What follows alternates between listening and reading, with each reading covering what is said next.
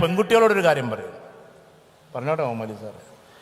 ഈ പ്രണയം എന്ന് പറഞ്ഞാലുണ്ടല്ലോ, അത് ലോകം ഭയങ്കര രസകരമായിട്ടൊക്കെ എഴുതിയതാക്കിയിട്ടുണ്ടെങ്കിലും ഒരാളെ മാത്രം കിനാവ് കണ്ടിരുന്നിട്ട് എന്ത് കാര്യമാണ്, എന്താ നമുക്ക് നേടാനുള്ളത് ഈ ലോകത്തിൽ? ഒരാളെ മാത്രം കിനാവ് കാണുന്നതിൻ്റെ പേരാ പ്രണയം. അങ്ങനെ തന്നെയല്ലേ? മണ്ടു മൂന്ന് ആൾക്കാരെ ആലോചിച്ചുകൊണ്ടിരിക്കാൻ പറ്റുമോ? അതിന് പ്രണയം എന്ന് അറിയില്ലല്ലോ. എന്നാൽ എല്ലാവരോടും നല്ല രീതിയിൽ പെരുമാറി ഒരാളെ പ്രതീക്ഷിച്ചു കൊണ്ടിരിക്കുന്നതിൻ്റെ പേരാണ് സ്നേഹം. പ്രണയത്തേക്കാൾ ഇന്ന് ചർച്ച ചെയ്യുന്നത് സ്നേഹത്തെക്കുറിച്ചാണ്. എല്ലാവരോടും നമുക്ക് സ്നേഹമുണ്ട്. എന്തേ മോനോ? ഒരാളെ മാത്രം ആലോചിച്ചാൽ നമ്മുടെ സ്കില്ല് പോയി പോകുന്നു. ഞാൻ നെഗറ്റീവ് പറയാൻ നിങ്ങൾ വിചാരിക്കരുത്, ഞാൻ സൈക്കോളജിയാണ് പറഞ്ഞത്. ഇതാ എത്രയോ A+കാരുടെ A+ പോകാൻ കാരണം ഈ ഒരു പറഞ്ഞ സാധനമാണ്. വലിയ വലിയ ആൾക്കാർ തകർന്ന്, ഞാൻ നേരത്തെ പറഞ്ഞില്ലേ, ലോകത്തിൽ ഏറ്റവും പ്രധാനപ്പെട്ടിട്ടുള്ള ഒരാളെക്കുറിച്ച്, നെപ്പോളിയൻ ബോണപ്പാർട്ടിനെ കുറിച്ച് ഞാൻ പറഞ്ഞിട്ടില്ല തോന്നുന്നുണ്ട്. ഈ നെപ്പോളിയൻ ബോണപ്പാർട്ട് ലോകം മുഴുവൻ കീഴടക്കാൻ വേണ്ടിയിട്ട് ഒരുപാട് നല്ല പോസിറ്റീവായ ഭരണാധികാരിയായിരുന്നു. പക്ഷെ പോകുമ്പോഴൊക്കെയും പ്രണയിനിക്ക് കത്തെഴുതുമായിരുന്നു. പ്രണയിച്ച് ഇങ്ങനെ മുന്നോട്ട് പോകുന്ന ആ ഒരു കാമുകിക്ക് കത്തെഴുതും. നീ കാണുന്നില്ല ഇതൊന്നും. രസകരമാണ് ആ കാലം വായിക്കാൻ. പോയി എനർജറ്റിക്കായി ലോകത്തിൻ്റെ ഒരുപാട്, ആ നിൽക്കുന്ന പർവ്വതം പോലും എൻ്റെ തീരുമാനങ്ങൾക്ക് തടസ്സമായി നിന്നാൽ അതിനെയും തകർത്ത് ഞാൻ എൻ്റെ ലക്ഷ്യത്തിലെത്തുമെന്ന് പറഞ്ഞ് യൂറോപ്പിനെ നോക്കിയിട്ട് അങ്ങേയറ്റം പറഞ്ഞൊരു മനുഷ്യൻ്റെ പേരാണ് നെപ്പോളിയൻ. എന്നിട്ടും അവസാനം തകർന്നത് എങ്ങനെയാണെന്നറിയോ നിങ്ങൾ? ഈ പെണ്ണിനെ കല്യാണം കഴിച്ചു. നെപ്പോളിയൻ്റെ ഹിസ്റ്ററി ഒന്ന് പഠിച്ചു നോക്ക്. 2 വർഷം അവർ ജീവിച്ചുള്ളൂ.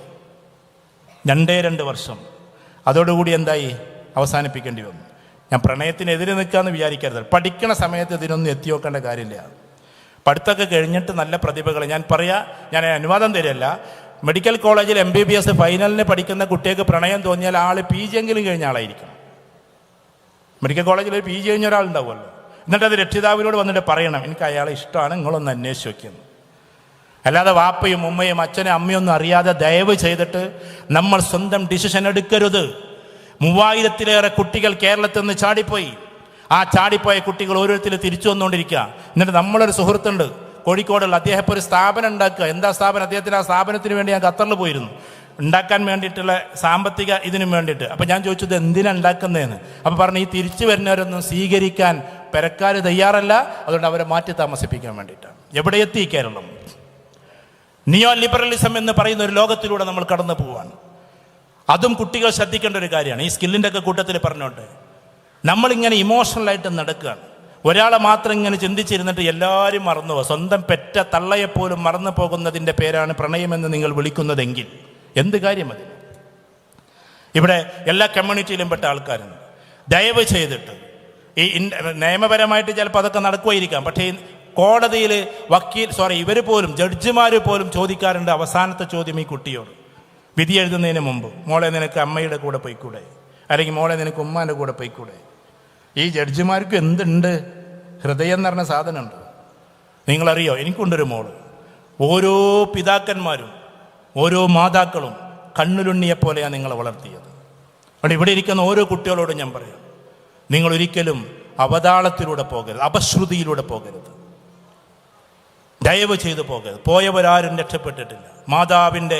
മാതാവിൻ്റെ കണ്ണുനീര് അഗ്നിയാണ്, അത് ഉറ്റി വീഴുന്നത് നീ ശ്രദ്ധിക്കണേ എന്ന് പ്രവാചക തിരുമേനി പഠിപ്പിച്ചിട്ടുണ്ട്. അത് ഉറ്റി വീഴുന്നിടം കത്തിച്ചാമ്പലാകും. മാതാവിൻ്റെ കണ്ണുനീര് ഉറ്റി വീഴുന്നിടം കത്തിച്ചാമ്പലാകുമെന്ന് പഠിപ്പിച്ചിട്ടുണ്ട്. മാതാവ് ചിലപ്പോൾ കാണാനൊന്നും ഉണ്ടാവില്ല. പക്ഷേ നിങ്ങളറിയോ, നിങ്ങളെ ഈ കസിൻ ബ്രദേഴ്സും കസിൻ സിസ്റ്റേഴ്സും, ഈ പറയുന്ന ബ്രോസും ചങ്കായിട്ടുള്ള സിസ്റ്റേഴ്സും, നിങ്ങൾ പറയുന്ന ഓരോ ആൾക്കാരും സ്നേഹിച്ചു തുടങ്ങിയത് എന്നാ? നിങ്ങൾ അത്യാവശ്യം കാണാൻ ഭംഗിയുണ്ടെന്ന് കണ്ടപ്പോൾ, അല്ലെങ്കിൽ നിങ്ങൾ പഠിക്കുന്ന ആളാണെന്ന് കണ്ടപ്പോൾ, അല്ലെങ്കിൽ നിങ്ങൾ വേറെ എന്തെങ്കിലും പ്രതിഭയാണെന്ന് കണ്ടപ്പോൾ നിങ്ങൾ ഇവർ സ്നേഹിച്ചു തുടങ്ങിയിട്ടുണ്ട്. അത് 2 കൊല്ലമായിട്ടുണ്ടാവുള്ളൂ. പക്ഷെ നിങ്ങൾ ഗർഭം ധരിച്ച ദിവസം, ഗർഭിണിയാണെന്നറിഞ്ഞ ദിവസം, ഡോക്ടേഴ്സ് വിധി എഴുതിയ ദിവസം മുതലേ ആ വയറ്റത്ത് ഇങ്ങനെ തലോടിക്കൊണ്ടിരിക്കുന്നൊരു പാവം സ്ത്രീയുടെ പേരാണ് മാതാവ്. അതിന് നിങ്ങൾ ചുരുക്കി കാണല്ലേ. അന്ന് മുതലേ നിങ്ങളുടെ കാലെങ്ങനെയെന്നറിയില്ല, കൈ എങ്ങനെയെന്നറിയില്ല, നിങ്ങളുടെ ഭംഗി എങ്ങനെയെന്നറിയില്ല, നിങ്ങൾക്ക് കണ്ണുണ്ടോ എന്നറിയില്ല, കാതുണ്ടോ എന്നറിയില്ല. അങ്ങനെയും കുട്ടികൾ ജനിക്കുന്നത്. നിങ്ങൾ ഓട്ടിസ്റ്റാണോ എന്നറിയില്ല, ഓട്ടിസം ബാധിച്ച കുട്ടിയാണോ എന്നറിയില്ല, എന്നിട്ടും സ്നേഹിച്ചു. ഞാൻ പറയും, നമ്മളെപ്പോലെയുള്ള കുറച്ച് ബുദ്ധിയുള്ള കുട്ടികളെക്കാൾ നല്ലത് ഓട്ടിസ്റ്റിക് ആയിട്ടുള്ള കുട്ടികളാണ്. എന്താ കാര്യം എന്നറിയോ? നമ്മൾ മാതാവിനെ ചുംബിച്ചിട്ട് എത്ര കാലമായിട്ടുണ്ടാവും? തിരിച്ച് മാതാവ് ഇങ്ങോട്ടും. പെൺകുട്ടികളെ തീരെ ചുംബിക്കാറില്ല, അത് കല്യാണത്തിന് വേണ്ടി മാറ്റി വെച്ചിരിക്കുക. അവൾ മാറ്റി പോകുന്ന സമയത്ത് അപ്പോഴേക്ക് എല്ലാവരും കൂടി ഓളെ ക്ലാസ്മേറ്റ്സൊക്കെ കൂടി കൊണ്ടുപോകുമ്പോൾ ഉമ്മാക്ക് എവിടെ ഇതിനൊക്കെ നേരം.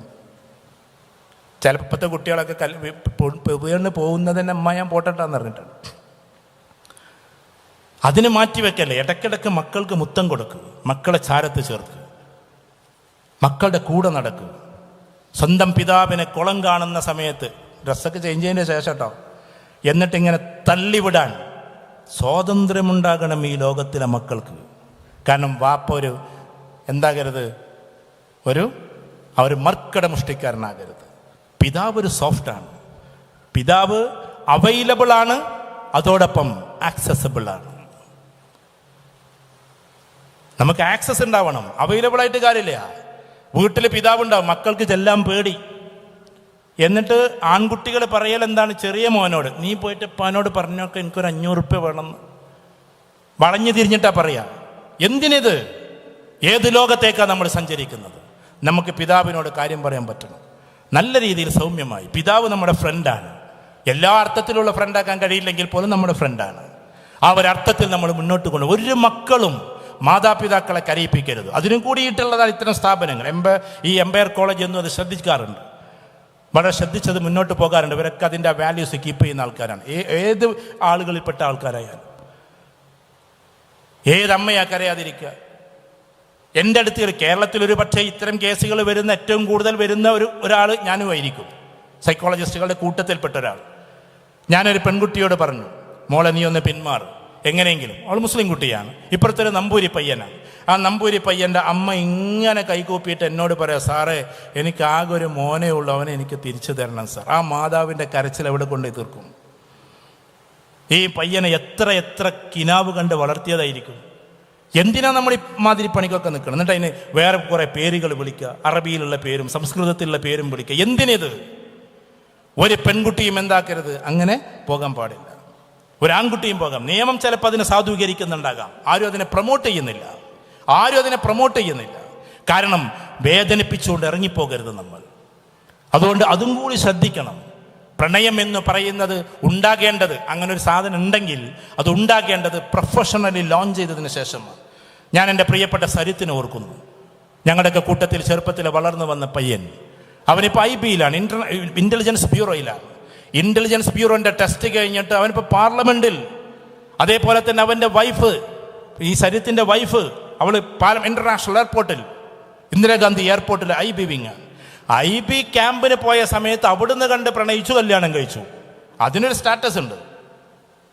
അവർ പിന്നെ ഐസ്ക്രീം കഴിക്കാൻ അങ്ങോട്ട് പോവുക, ബൈക്കുമ്പോൾ ഇങ്ങോട്ട് പോയ, കടപ്പുറത്ത് പോയിരിക്കെ, ഇങ്ങനെയുള്ള കാര്യങ്ങൾക്കൊന്നും പോവാതെ ഇൻ്റലക്ച്വലി കാര്യങ്ങൾ മനസ്സിലാക്കി രണ്ടാളും ഒന്നിക്കുമെന്ന് വിചാരിച്ചിട്ട് പ്രണയിച്ചു. ഞാൻ അനുവാദം തരില്ല. ഇത് ഈ ചെറുപ്പത്തിലെ ഇങ്ങനെ +1 കഴിഞ്ഞ് ഡിഗ്രി ഫസ്റ്റ് ഇയർ ആയിട്ടുള്ളൂ, അപ്പോഴേക്കും ഇങ്ങനെ 3ാമത്തെ പ്രണയം, 4ാമത്തെ പ്രണയം, അത് കഴിഞ്ഞ് 5ാമത്തെ പ്രണയം. ഇതാ കുറേ കുട്ടികൾ ചിരിക്കുന്നുണ്ട്. പല ആൾക്കാരും അങ്ങനെ ഇവിടെ അല്ലെങ്കിലും കൂട്ടുകാരികളിലൊക്കെ ഉണ്ടായിട്ടുണ്ടാവും.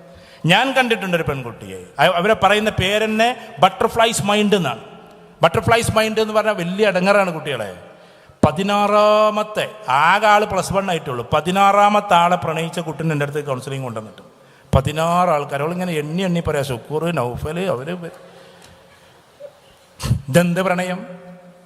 അപ്പോൾ നമ്മളെ സംബന്ധിച്ചിടത്തോളം നമ്മൾ വളരെ പ്രതിഭകളായിട്ട് എന്നിട്ട് നിങ്ങൾ ആ പ്രതിഭയായി നിൽക്കുമ്പോൾ ആളുകൾ ഇങ്ങോട്ട് സ്നേഹിക്കട്ടെ.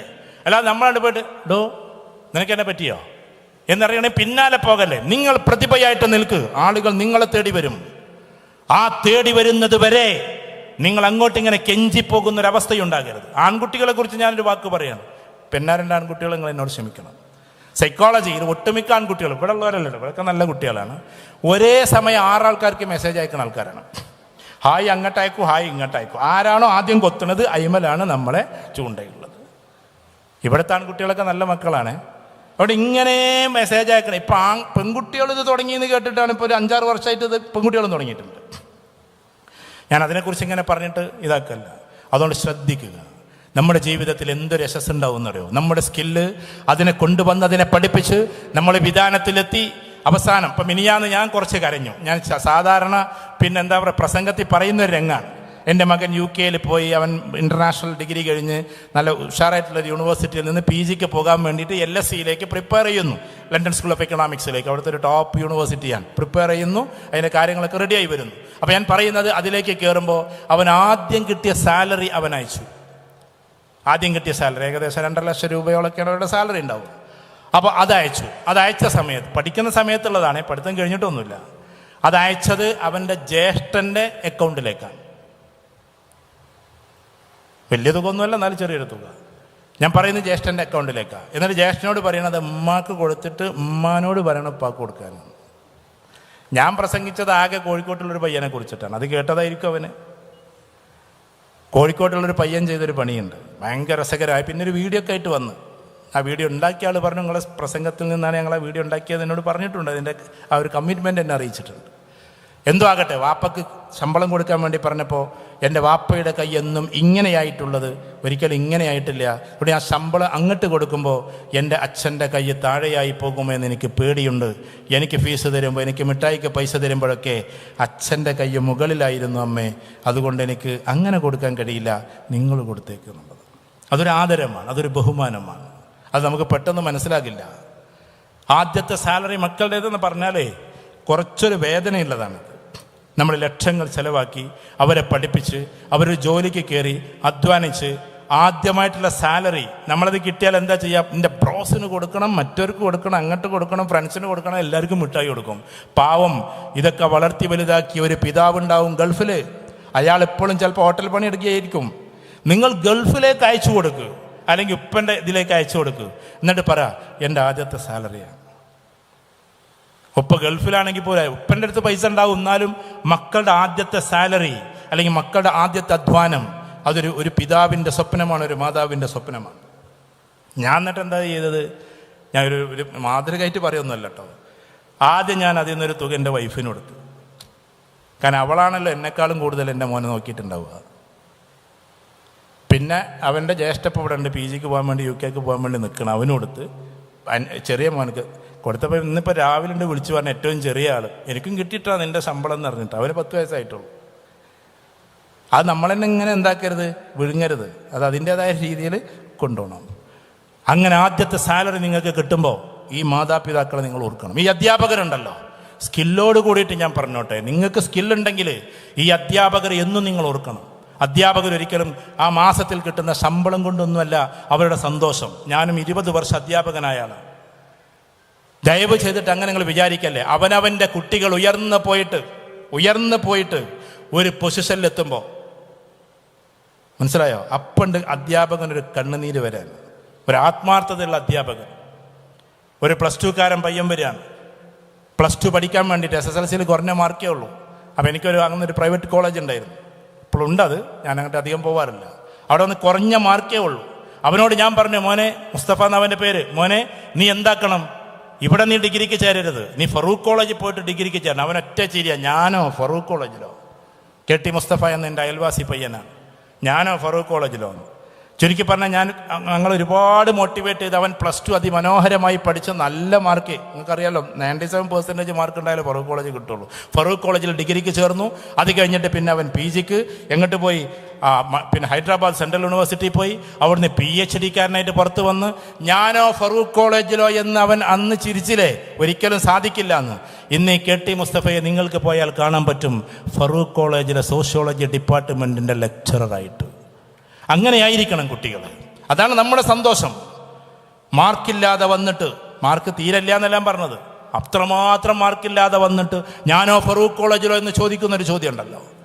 എൻ്റെ ഒരു കുട്ടിയുണ്ട്, ഞങ്ങൾ പഠിപ്പിച്ചൊരു മോള്, ഇതേമാതിരി പാരലൽ കോളേജിൽ പഠിച്ചൊരു കുട്ടിയാണ്. ആ കുട്ടി ഇന്ന് ഇതേ ഹൈദരാബാദ് സെൻട്രൽ യൂണിവേഴ്സിറ്റിയിൽ സീനിയർ ലെക്ചറാണ്. കുട്ടികൾ അങ്ങനെ കിനാവിലൂടെ വളരും. നമുക്ക് സാധിക്കില്ല എന്ന് നിങ്ങൾ വിചാരിക്കല്ലേ. അതുകൊണ്ട് ആ സമയത്തൊക്കെയും കൃത്യമായി നമ്മൾ മുമ്പിൽ വെക്കേണ്ടത് നമ്മുടെ മാതാപിതാക്കളെ. ഒരിക്കലും അവരെ ചെറുതായി കാണല്ലേ. നിങ്ങൾ ഏതെങ്കിലും ഒരു സ്വാഭാവികതയല്ലാത്തൊരു സഞ്ചാരം സഞ്ചരിക്കുമ്പോൾ അതിന് അബദ്ധസഞ്ചാരം എന്ന് പറയും.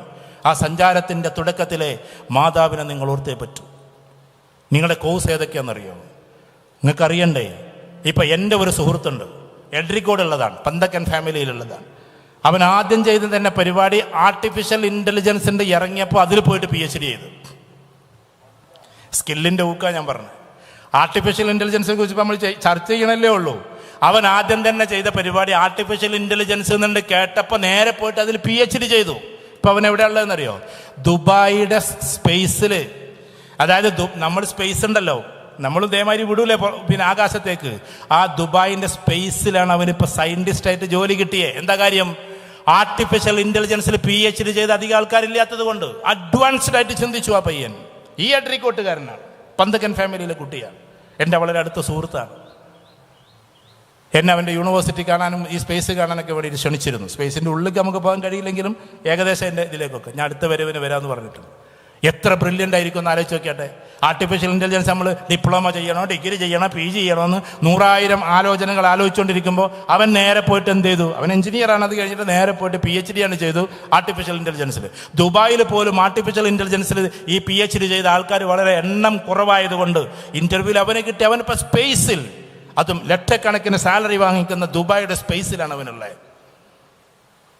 അപ്പോൾ അഡ്വാൻസ്ഡ് ആയിട്ട് പഠിക്കുക എന്നുള്ളത് ഇതിൻ്റെ ഒരു ഭാഗമാണ്. ഇവിടുത്തെ കോഴ്സുകൾ ഞാൻ കേട്ടപ്പോൾ അഡ്വാൻസ്ഡ് ആയിട്ടുള്ള സാധനങ്ങളാണ്. അത് ഏതും ആകട്ടെ, റോബോട്ടിക്സ് ചിലപ്പോൾ ഉണ്ടാവാം, അല്ലെങ്കിൽ തുടങ്ങുമായിരിക്കാം. AI, ആർട്ടിഫിഷ്യൽ ഇൻ്റലിജൻസ് ഉണ്ട്. ഇതൊക്കെ ആധുനിക കാലഘട്ടത്തിലെ കോഴ്സുകൾ. നമ്മളത് പഠിച്ചു കഴിഞ്ഞിട്ട് ആ ഒരു ലോകത്തിലേക്ക് നമ്മൾ എത്തണം, ലോകതലത്തിലേക്ക് നമ്മൾ എത്തണം. ഞാൻ പറയുന്നു, നിങ്ങൾ ലോകത്തിൽ ഏകദേശം വരുന്ന 180, 186 പല രാജ്യങ്ങളും പറയപ്പെടുന്നു ഫ്ലാഗ് ഹോസ്റ്റിങ്ങുള്ളത്. അപ്പം ചുരുക്കി പറഞ്ഞാൽ അത്തരം രാജ്യങ്ങളിലേക്ക് ചേക്കേറിക്കോ. പക്ഷെ അപ്പോഴും നമ്മൾ വാല്യൂസിനെ കാക്കണം. വാല്യൂസ് ഇല്ലാതെ പോകരുത്. നമ്മൾ വിചാരിക്കുന്നത് പോലെയല്ല. നമ്മുടെ നാട്ടിലല്ലേ മഫ്ത വേണോ വേണ്ട എന്നൊക്കെയുള്ള ചർച്ച. കാംബ്രിഡ്ജിൽ ഞാൻ കണ്ടിട്ടുണ്ട്, ഓക്സ്ഫോർഡിൽ കണ്ടിട്ടുണ്ട്, ലണ്ടൻ സ്കൂൾ ഓഫ് എക്കണോമിക്സിൽ കണ്ടിട്ടുണ്ട്. ഇതെല്ലാം ഇട്ട് നടക്കുന്ന, പർദ്ദയണിഞ്ഞ് നടക്കുന്ന പെൺകുട്ടികൾ. നമ്മുടെ നാട്ടിൽ അതൊക്കെ ചർച്ചയുള്ളൂ. അതുകൊണ്ട് അവനവൻ്റെ വേഷവിധാനങ്ങൾ, അവനവൻ്റെ സംസ്കാരങ്ങൾ, ഇതൊക്കെയാകാം സൗഹൃദപരമായ അന്തരീക്ഷത്തിലൂടെ. അല്ലാതെ ക്യാമ്പസിനാകെ അടിച്ച് പൊളിച്ച് ഇടിച്ച് മിന്നിയിട്ടാണ് ഫസ്റ്റ് ഡേ. നിങ്ങളൊന്ന് ആലോചിച്ച് നോക്കിയാട്ടെ, കുട്ടികളുടെ ഫസ്റ്റ് ഡേൻ്റെ അന്ന് എന്തായിരുന്നു പണ്ടൊക്കെ ക്യാമ്പസിലുണ്ടായിരുന്നു എന്നറിയോ? എന്തായിരുന്നു ക്യാമ്പസിലുണ്ടായിരുന്നത്? പാട്ടും കൂത്തും. ഒരു പയ്യൻ എൻ്റെ അടുത്ത് കൗൺസിലിംഗ് കൊണ്ട് കുറേ മുമ്പ്, എന്നിട്ട് അവൻ പറഞ്ഞു, സാർ ഞാൻ നന്നായിട്ട് മയക്കുമരുന്ന് ഉപയോഗിക്കും. എടാ എങ്ങനെയാടാ നീ ഇത് തുടങ്ങിയത്? അവനെ കാണാൻ തന്നെ നല്ലൊരു മുഞ്ചുള്ള പയ്യനാണ്. നീ എങ്ങനെ ഇത് തുടങ്ങി? ഫസ്റ്റ് ഡേയുടെ അന്ന്. കോഴിക്കോട് അറിയപ്പെടുന്ന എഞ്ചിനീയറിംഗ് കോളേജാണ്. അവിടുത്തെ വെൽക്കം ഡേയുടെ അന്ന് എന്നെ സീനിയർ കുട്ടികൾ കടപ്പുറത്തേക്ക് കൊണ്ടുപോയി. ആ കടപ്പുറത്ത് കൊണ്ടുപോയിട്ട് എന്താക്കി? ഞങ്ങളെ കൊണ്ട് കഞ്ചാവ് വലിപ്പിച്ചു, പിന്നെ പല മരുന്നുകൾ ഉപയോഗിപ്പിച്ചു. അപ്പം എങ്ങനെയാണ് നിങ്ങളത് ഫസ്റ്റ് തന്നെ തരുമ്പോൾ ഇങ്ങനെ പറയാ? നിങ്ങൾക്ക് റിജക്റ്റ് ചെയ്തുകൂടായിരുന്നോ? അപ്പം ആ കുട്ടി പറഞ്ഞു, സാർ അവരെ ചെയ്ത കാര്യം എന്താണെന്ന് വെച്ചാൽ കടപ്പുറത്ത് കൊണ്ടുപോയി എല്ലാവരോടും കണ്ണടക്കാൻ പറഞ്ഞു. ഞങ്ങളത് സീനിയേഴ്സിൻ്റെ എന്തെങ്കിലും റാഗിങ് ആയിരിക്കും എന്ന് വിചാരിച്ച് ഞങ്ങൾ കണ്ണടച്ചു, നാക്ക് നീട്ടാൻ പറഞ്ഞു. ഒരു മനുഷ്യനെ മയക്കുമരുന്നിലേക്ക് ക്ഷണിക്കുന്ന ഒരൊറ്റ മിനിറ്റ്, അല്ലെങ്കിൽ ഫ്രാക്ഷൻ ഓഫ് സെക്കൻഡ്സ് എന്ന് പറയുന്നത് പോലെ ജസ്റ്റ് സെക്കൻഡ്സ്. കുട്ടികൾ വെറുതെ കണ്ണടച്ചു. 4-5 പിള്ളേർ നാക്ക് നീട്ടാൻ പറഞ്ഞു, നാക്ക് നീട്ടി. അപ്പത്തേക്കും വെച്ചു കൊടുത്തു. ഇവൻ പറയാണ്, അത് വെച്ചതോട് കൂടിയിട്ട് ഞങ്ങൾ വേറെ ലോകത്തേക്ക് പോയി. പിന്നെ ഡെയിലി ഉപയോഗിക്കാൻ ഞങ്ങൾക്ക് തോന്നി. അവസാനം നഷ്ടപ്പെട്ടെല്ലാമായി. നിങ്ങൾക്ക് യൂട്യൂബിൽ ഒരു പയ്യനെ കാണാൻ പറ്റും, ഈ പട്ടാമ്പിയിലുള്ള. അവനവൻ്റെ അച്ഛന് നേരെ, ഉപ്പക്ക് നേരെ കഠാര ഉയർത്തിയിട്ടുണ്ട്. 3-4 തവണ പാറപ്പുറത്തുനിന്ന് ചാടിയിട്ട് ആത്മഹത്യ ചെയ്യാൻ നോക്കിയിട്ടുണ്ട്. സാലിയൻസ് എന്ന് പറയുന്ന ഇതിലേക്ക് കയറിപ്പോയിട്ട്. അവസാനം ഇപ്പം അവനെല്ലാം മാറിയിട്ട് നല്ല ഉഷാറായിട്ട് ക്ലാസ് എടുത്തുകൊണ്ടിരിക്കുകയാണ്. ഒരിക്കലും നിങ്ങൾ മയക്കുമരുന്ന് അടിക്കരുതേ എന്ന് പറയാം.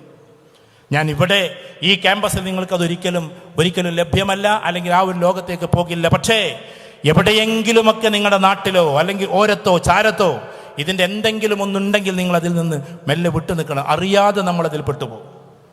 ഇന്നാളൊരു പയ്യനെ കൗൺസിലിംഗ് നടത്തുമ്പോൾ അവൻ പറഞ്ഞത്, സാർ ഇതിനിപ്പോൾ അങ്ങോട്ട് പോകുമെന്നും വേണ്ടത് ഇങ്ങോട്ട് വരുന്ന. ഞാൻ ചോദിച്ചു, അതെങ്ങനെയാണ്? ഞങ്ങൾക്ക് വരെ ഈ ഐഡിയാസ്, പോലീസുകാർക്ക് ഐഡിയാസ് പഠിപ്പിച്ചു കൊടുക്കുന്ന കഞ്ചാവ് കച്ചവടക്കാരെന്ന് പറഞ്ഞ പോലെ.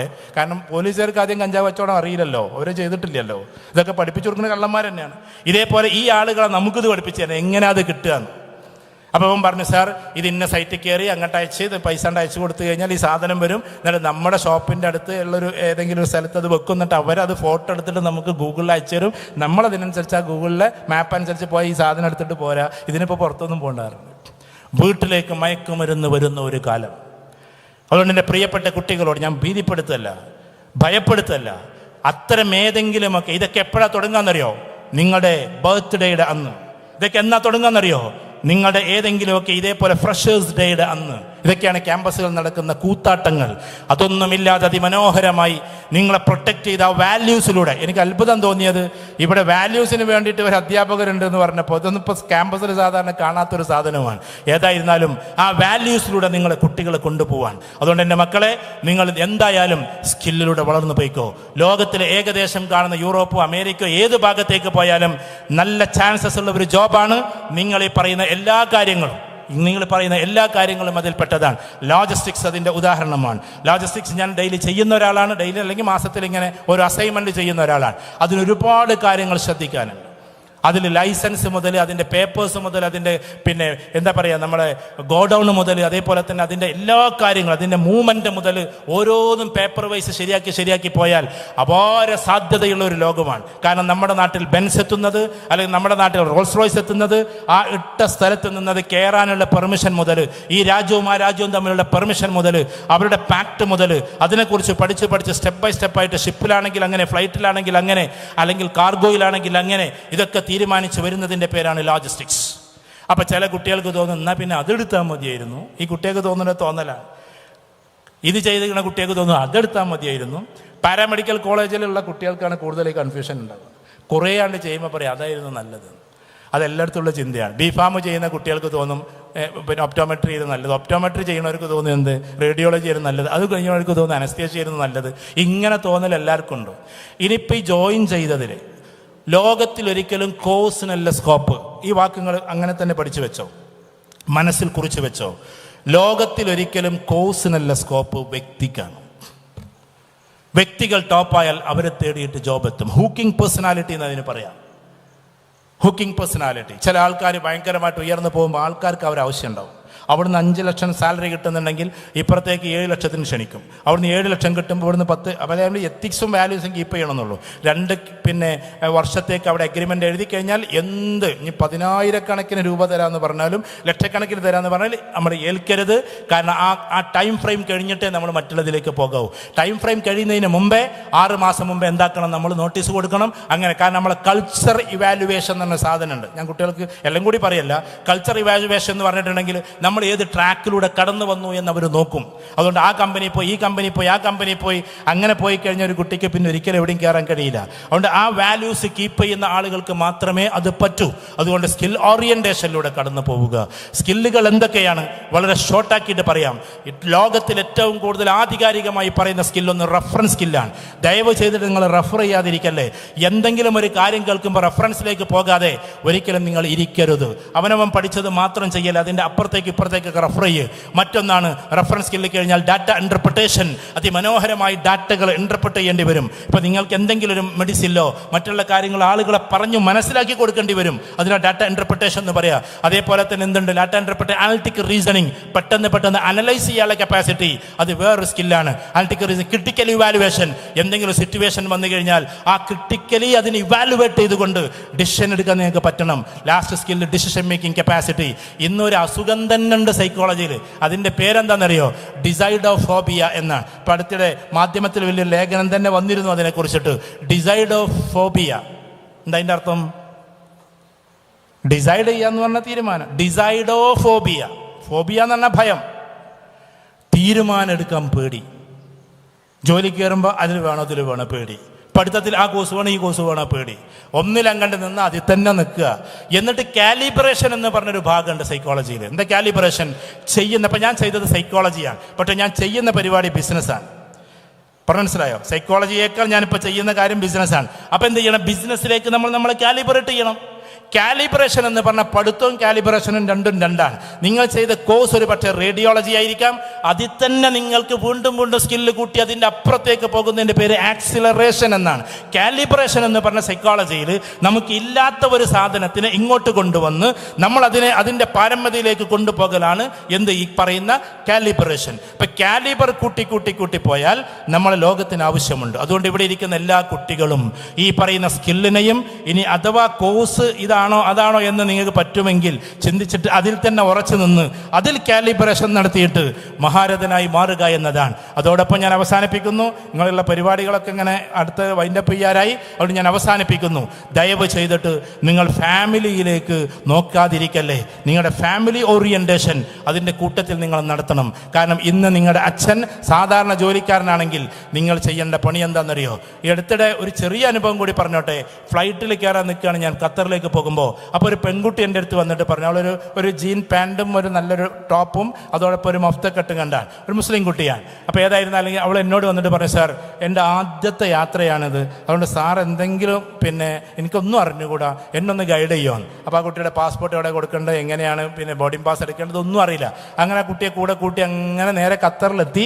ചുരുക്കി പറഞ്ഞാൽ ഖത്തറിലെത്തിയിട്ട് അവളെ ഉമ്മയെ ഞാൻ ഏൽപ്പിച്ചു കൊടുത്തു. ആ കുട്ടിയോട് ഞാൻ ഒന്നും പറഞ്ഞില്ല. അവളെ പേര് പറയാത്തത് ഈ മൈക്കിൽ ഭാവിയിൽ ആരും അറിയണ്ടെന്ന് വിചാരിച്ചിട്ടാണ്. അപ്പോൾ ആ കുട്ടിയെ ഞാൻ പറഞ്ഞു, ഉമ്മ അവിടെയാണ് ജോലി ചെയ്യുന്നതെന്നൊക്കെ പറഞ്ഞു.